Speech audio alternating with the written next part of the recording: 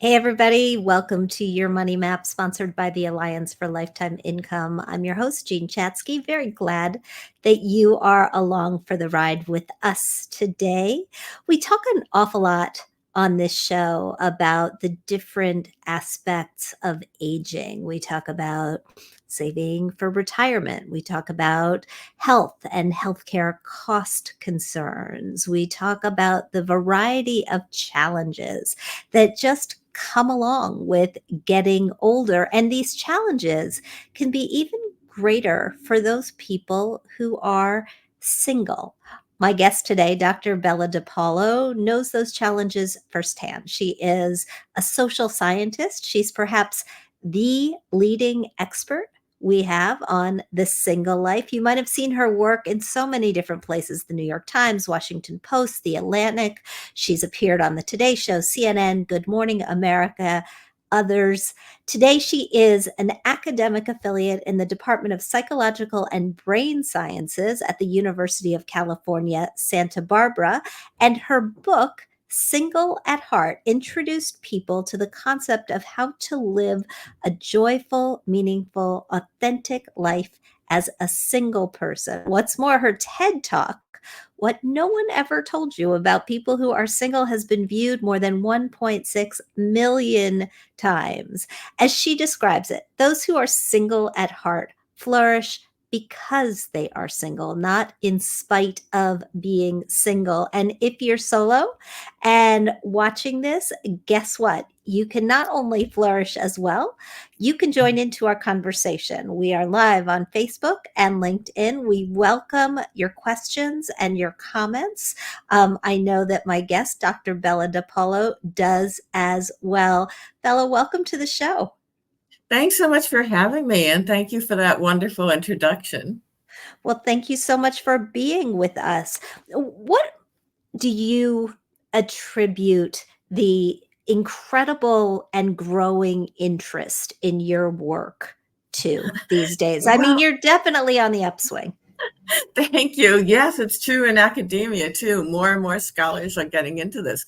Well, the number of single people and the proportion of single people has been growing for decades in the US and all around the world. In fact, in the United States, um, nearly half of all adults are not married. And yet, we single people, I'm 70, I've been single my whole life, we are routinely disparaged. The conventional wisdom is the only way you could be really and truly happy is to be in a conventional coupled relationship, preferably married. And if you're not that, then, your life just isn't as good as everybody else's. And I think we've kind of hit sort of a tipping point with nearly half of all people being single, and we are not taking it anymore. We don't want to hear any more about this, oh, you poor thing, because we don't see ourselves as poor things. And like you said, people who are single at heart, especially, are people who, and I'm one of them, of course, we would live a lesser life if we were coupled, like a smaller life instead of the expansive life of opportunities, which is how we live, how we see our single lives. Tell me who we're talking about here. When you say that half of all adults in America, or nearly half of all adults in America, are single at this point, are we Yes. talking about younger people who are waiting longer to get married? Are we talking about people who are divorced? Are we talking about women primarily who are widowed later in life? Who It are these includes, people? yes, it includes all of them. But if you look across the whole lifespan, youngest to oldest, and include everybody, about 60% of them are people who have never been married. So that includes mostly the young people, but increasingly it includes people like me who get to their 70s and have been blissfully single their whole life. Talk to me a little bit about how you came to realize that this was the life for you? I mean, you've said time and time again, including in that very, very popular TED Talk, that most people from a young age are taught to want to be partnered up, that they don't realize Yes. that in some cases they're meant to live and love the single life. And you wrote in an essay, this is a quote, "I always loved being single. The challenge was to realize that I always would." Unpack that for us. Yes. So I never wanted to be married. I mean, I just love being single. Now, I don't love the way single people are stigmatized, stereotyped, discriminated against, all the rest. But I never wanted to be married. But for the longest time, I thought, well, so many other people seem to be wanting to marry. Maybe it's something that I'm just slow in getting to. And at some point, I will want that. And I was waiting and waiting. And at some point, there was no one aha moment. But at some point, I realized, self, this is who you are. You are never going to not love being single. And once I realized that, it was so wonderful, because I never had that thought in the back of my mind. Well, okay, I love being single now, but maybe I'll change my mind.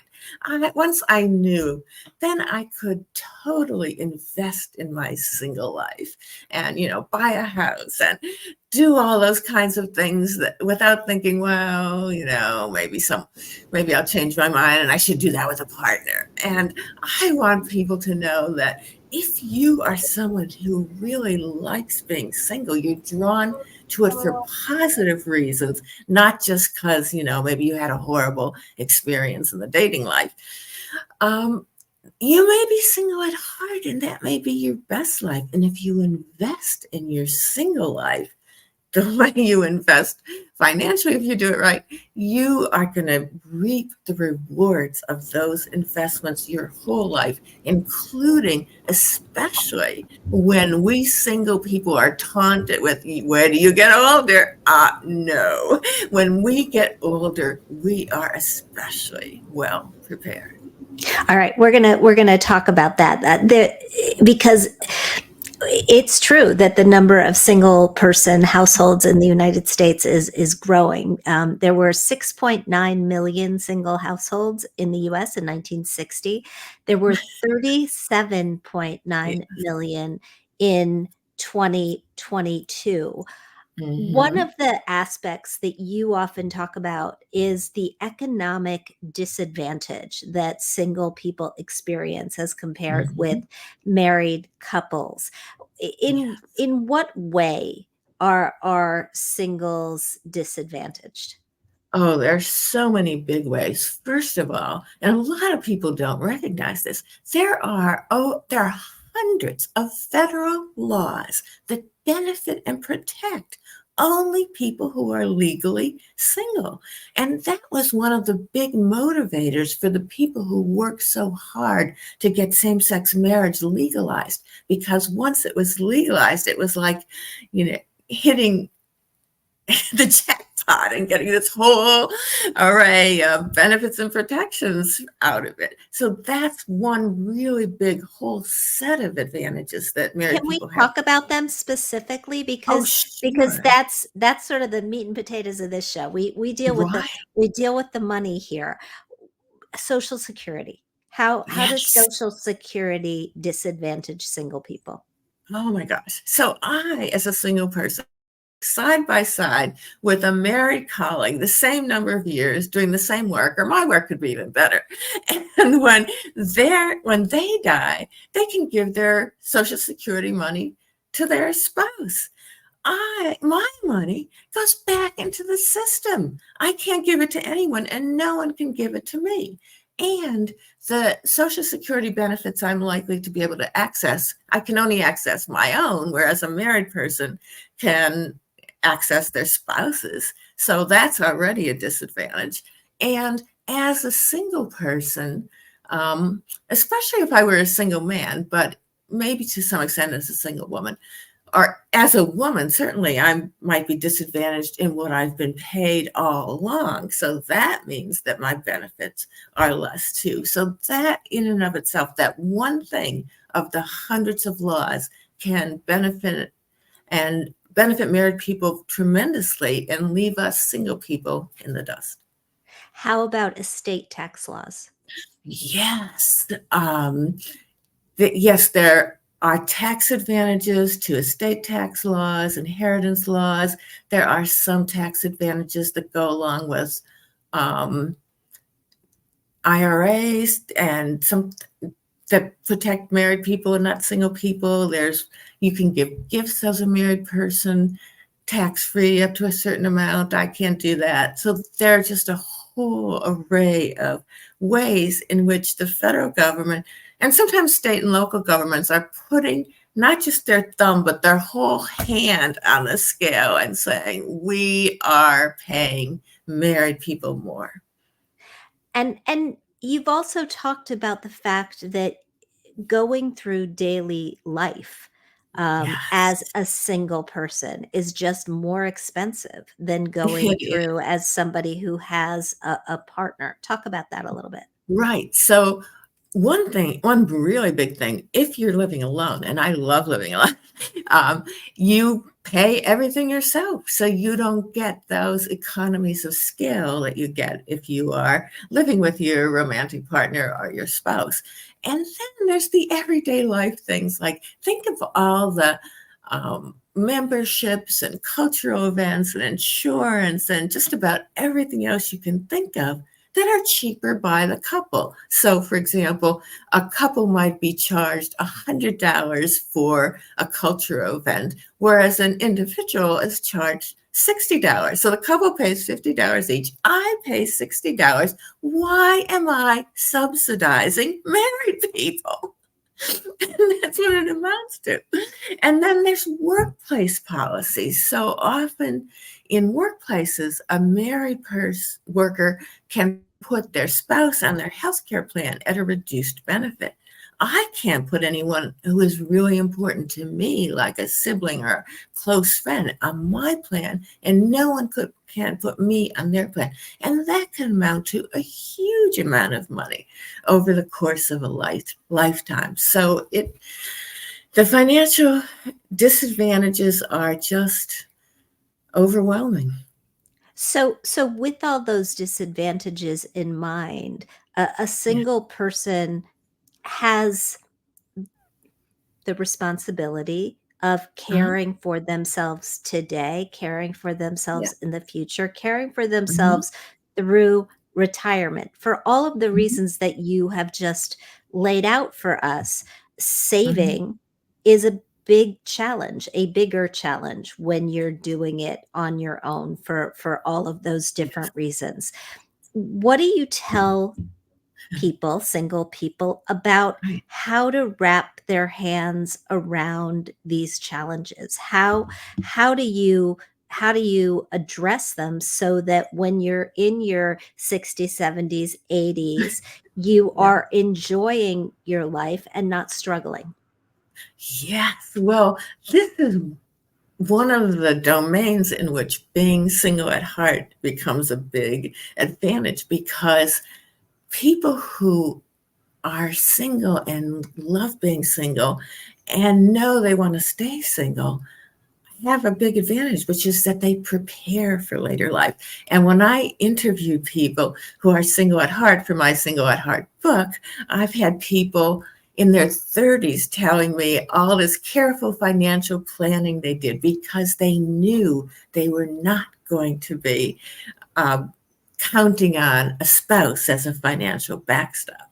So that's a really important thing too. People who are single at heart love following their hearts, and that includes in the work domain too. So on average, if they have the choice between work that is meaningful and work that pays well, they actually prefer the meaningful work. But as one of my interviewees told me, he said, okay, yeah, I really love the work I'm doing now. It's so meaningful. I love it. But I spent the first couple of decades of my working life making money so I can now do my work that I find so meaningful.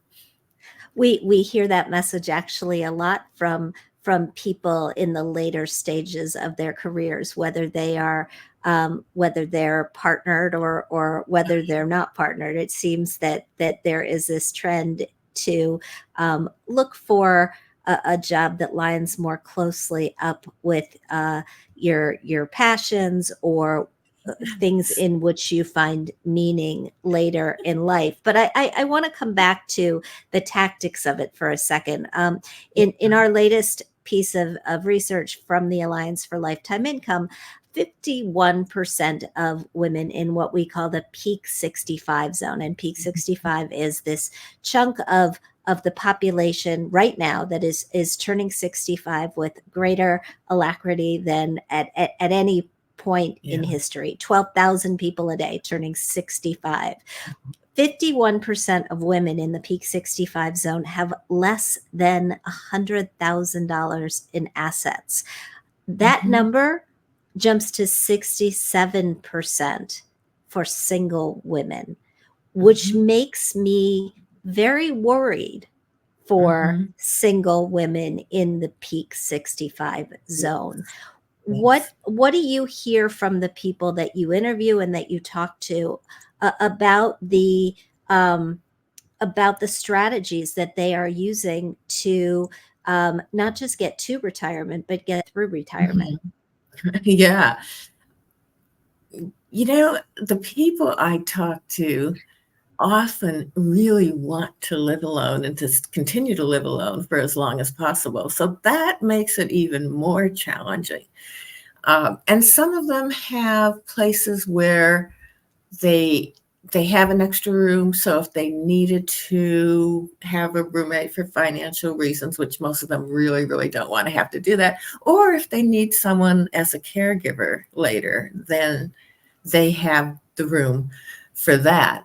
And I think it's also what we were just discussing, that they try to be careful early on if they're anticipating staying single. So they have either a high-paying job or they're very careful about saving all along. And I think, of course, that's not so helpful if you're already at retirement and you don't have somebody's dog. My dog. It's all right. Oh, okay. Sometimes. Go ahead. All right. Okay. But I would tell them to look at your writings, and if they can afford one, get a financial advisor and get a financial advisor who is used to working with single people, so won't be telling you all things that are about couples. When you look at how you have planned, I mean, you said you're 70 years old. You're clearly not retired because you're continuing to work and to teach and to talk to people like me. But when you look at how you set yourself up for retirement, what do you think that you did right? And what do you think that you did not so right in leading up, knowing, as you've known for decades, that you prefer to be on your own? Yes. So I guess the right things were when I was at the University of Virginia, I had a regular salary. I was careful with money. I bought a house, and I took every opportunity to save any, matching programs, anything that I could do like that, I did. So that was great. And then I guess the big thing I did that was wrong financially, but so fulfilling in every other way, was that I came out here I'm in California. I came out to Santa Barbara for what was supposed to be a 1-year sabbatical. And I loved it so much. I never went back. And there was no job for me out here at the time. So I took this chance of staying in a place that I loved without the secure income that I had had for decades, and most recently as a tenured full professor. And so it was a matter of scrambling, finding ways to put together things to pay my bills. And so that's been hard. And if I stayed in my secure university position or found another secure university position. Here at UCSB, I'm an academic affiliate, which means I get lots of perks, but I don't get paid. It's been a challenge, and I wouldn't recommend it financially, but in every other way, having followed my heart. And one thing I also did when I came out here was I totally invested in my professional life, not just my personal life as a single person, but my professional life, because I had this earlier area of expertise in the psychology of lying and detecting lies. And that was kind of fun. You never run out of material, but nothing is as fulfilling and meaningful as studying single life and talking to people and rewriting the way we think about being single, so that in the future, more people who understand themselves as loving single life will realize that's something that they can invest in, and they will be better off financially than people in my cohort who just thought, well, of course we'll get married. That's what we're all supposed to do. You mentioned earlier buying a house, that you had a house in Virginia. For a single person who wants to set themselves. I can't hear you. You're frozen. Okay. Technical difficulties today. You mentioned earlier buying a house, Yes. and buying a house in Virginia. I'm Mhm. wondering, foundationally, if you're somebody who knows that you want to remain on your own, what are Uh-huh. the building blocks of a stable financial life? Is a house one of them? Is long-term care insurance or disability insurance one of them? I imagine that from your time at UVA, you have a Mhm. pension. Is Yes. looking for Yes. some sort of protected lifetime income, some sort of pension income to supplement Social Security. I mean, as you look at these building Yes. blocks, That is what are the things that you would say, if you know you're going to live a single life, focus on yes. this? Yes, and I think what you just said is a great example. Having a pension is so helpful, because Social Security is wonderful, but it doesn't go very far, especially out here in California. So yeah, that is, and taking every opportunity to get a good return on your savings, like if you have any matching possibilities. Um, yeah, and I think again, I keep coming back to, read your work or have a financial advisor, because I'm not a financial expert.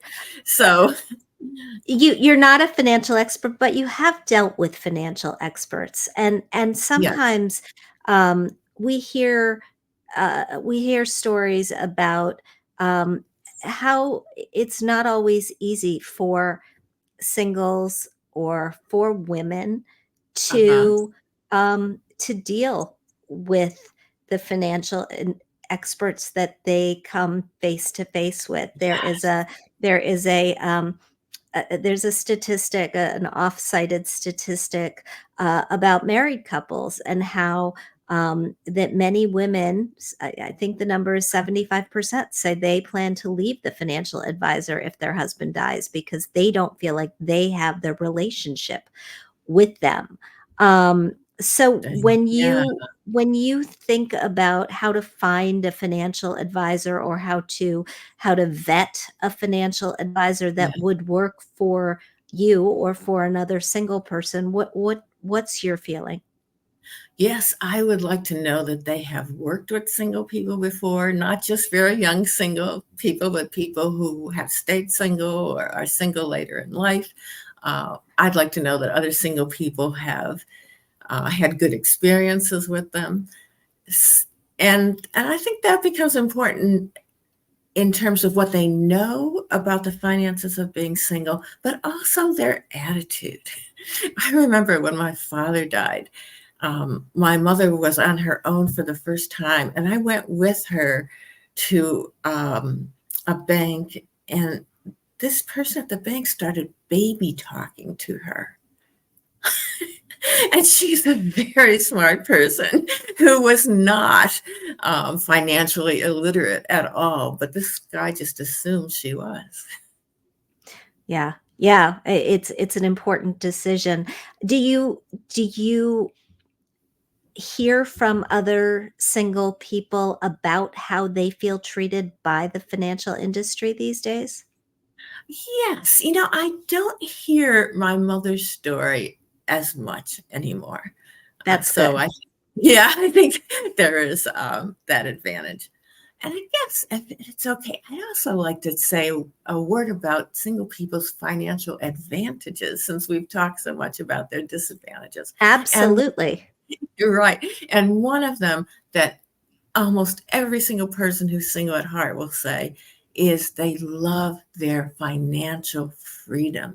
And by that, they mean that even if they don't have as much money as their married peers, they have control over their money. They get to decide what to spend their money on, how much to save, without somebody else intruding or judging.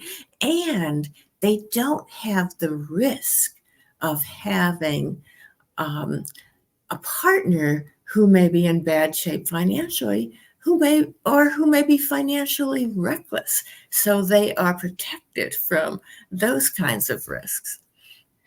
You're talking about autonomy, which we know Yes. from a lot of Yeah. social science is very Yeah. important. Autonomy in your career, autonomy Absolutely. in your choice of where to live, autonomy in the choice of where to put the furniture in your office. All of those Yeah. things are Right. big factors in Mhm. a happiness a Yes. happiness structure. Kristen And is even making it big life altering decisions. When I decided to move from one coast to the other, give up my house and this network of friends that I had built up over decades, um, and the financial risk of going from a job with a salary to who knows what. It was wonderful to be able to do that on my own without thinking, uh-oh, what's my partner going to think? Yeah, Bella, we're getting some questions, so I want to make sure Oh, that we great. weave them into the conversation. Kristen was wondering if pensions are still a thing. She thought 401ks wiped them out. Robin responded, educators have pensions still. Bella is a professor, not just Mhm. educators, but often government workers Yeah, and municipal workers have pensions. yes. About 17% of people still have some sort of a pension, but you're right, they're dwindling Mhm. with 401ks and other what we call defined contribution plans Yeah, taking their place over yeah, time. And interestingly, we're just starting to see statistics about younger generations who've been automatically enrolled into these defined contribution plans, yeah. these 401ks, actually having a substantial amount of savings, which is good news. Wow. Okay. Um, Jody asks, can you discuss the benefits of waiting until after 65 to take Social Security? Bella, when did you take Social Security? I took it pretty early. I think I was 66. And I know that's a bad thing, but I don't have great longevity genes in my family. Um, my father died when he was 64. My mother died when she was 71.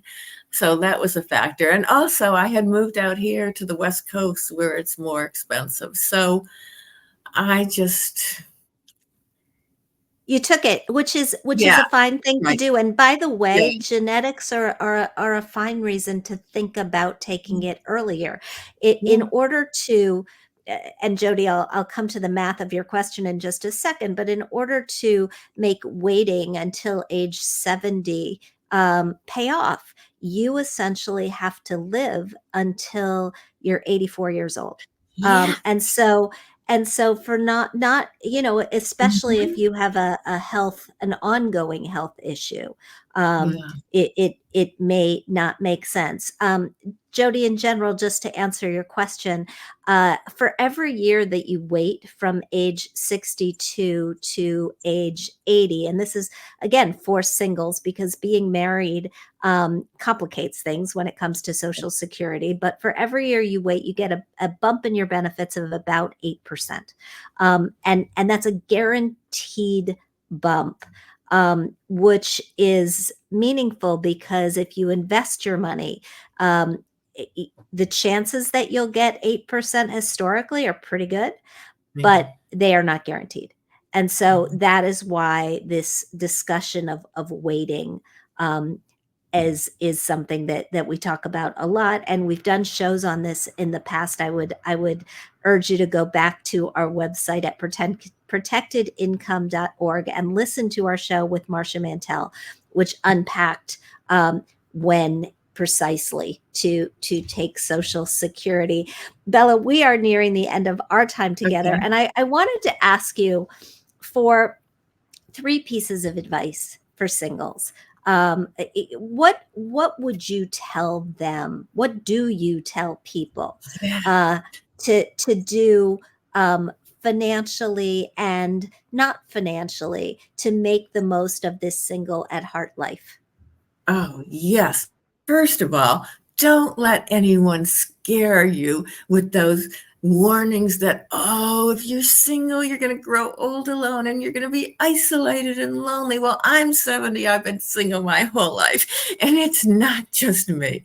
And among the reasons why you shouldn't be worried is my second point of advice, which is that if you have loved your single life, even if you haven't, and you've been single for a long time, you have a lot of advantages. First of all, you're less likely to be alone than someone who is newly divorced or widowed because you've been maintaining your friendships and your ties with other people all along. Whereas a lot of people who marry, not all of them, will ditch their friends, stop paying as much attention to their parents, and just become, a little world unto themselves. And that may be fine while you're married, but when you're not, then all of a sudden you're on your own. Whereas these single people have, they've been maintaining their contacts. Also, single people are more likely to be prepared both financially and in other aspects of their life because they know they're not counting on a spouse to be a financial backstop or a caregiver. And also, there's something that probably is an advantage while you're married if you're living with your spouse, which is that you get to split up the chores of everyday life, including, maybe someone pays attention to the financial stuff, somebody else does the domestic stuff. It doesn't have to be a sex stereotype, but it might be. And that's nice when you're married because you only get to do your unfair share of the work. But then when you're newly divorced or widowed, all of a sudden you either don't know how to do what your partner used to do, or you're out of practice. Whereas the people who have been single for a long time, we've got this. We've either figured out how to do it or figured out who can help or who we can hire. And my last piece of advice is live your single lives fully, joyfully, and unapologetically. Love it. Bella DePaulo, thank you so much. If we are looking for more information on your work, where would you like us to go? Okay, my website is belladepaulo.com, BellaDepaulo, or just Google or search for Single at Heart and you will find me. Fantastic. Thanks for being with us today. Thank you for having me. And if you're looking for more information from us, you can find us at protectedincome.org. In fact, go to protectedincome.org/subscribe. Sign up for our newsletter where we are discussing all things related to retirement on a regular basis, and we'll make sure to send it your way. Thanks for watching, everybody. Bye.